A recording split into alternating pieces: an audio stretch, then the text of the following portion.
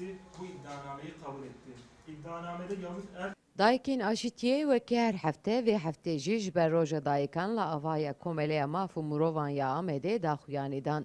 Daykin ku zarok ve hevalin xud girtgeh devun dakirne u kujerên wan hin nizanin Bangla devlete kirin ku bilahistiyên zarokên wan teslimiyê wan bike. Lewra dibêjin diyariya herî mezin di roja daykan de ji bo wan ew e. Ez va şehîdê roja ananel gulê gişat bîrtînim.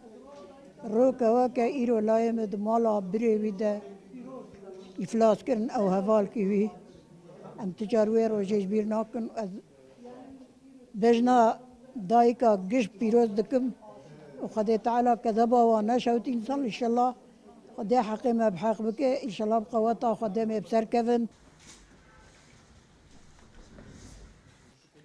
Di gor daykan wateya roja daykan ji bo wan nîne lewra dibêjin em gora zarokên xwe nizanin. Ji xwe dewlet weka salên nod û dudiyan dîsa dest bi qirkirin û kuştina gencên Kurdan kiriye. Tu roj ji bo wan nehatiye guhertin.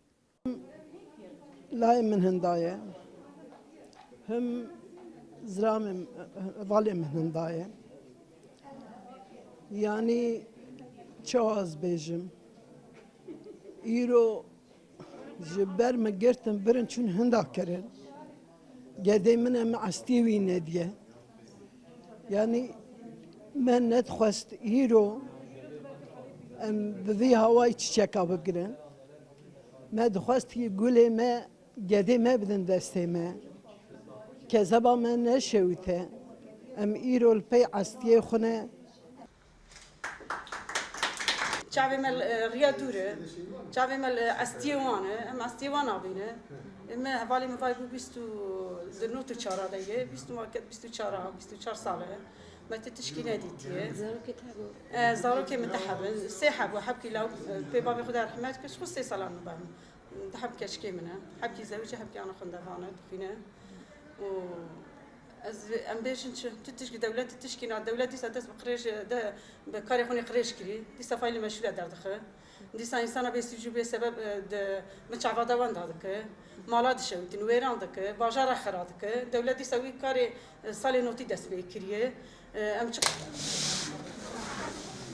Piştî daxuyaniyê dayîk kulîlkên ku di destê xwe de diyariyê hevdûkirin û roja dayikan pîrozkirin ji aliyê din ve li gor lêkolînan di navbera salên 1980 û 2000 de li Tirkiye dora 705 kes li Amedê jî 105 kes li binçavkirinê de hatine windakirin û kujerên wan nehatine dîtin. Sevda Kaplan, NRT, Amed.